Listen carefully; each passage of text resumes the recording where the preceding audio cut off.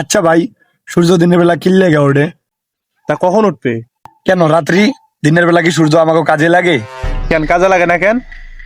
কে দিনের বেলাতে এমনি আলো থাকে, রাতের বেলা উঠতে পারে না, কারণ রাতের বেলা তো আর আলো থাকে না।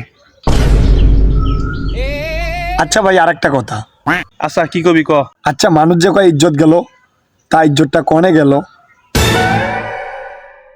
আচ্ছা ভাই, এটা কথা না হয় বাদ দিলাম, আরেকটা কথা আছে।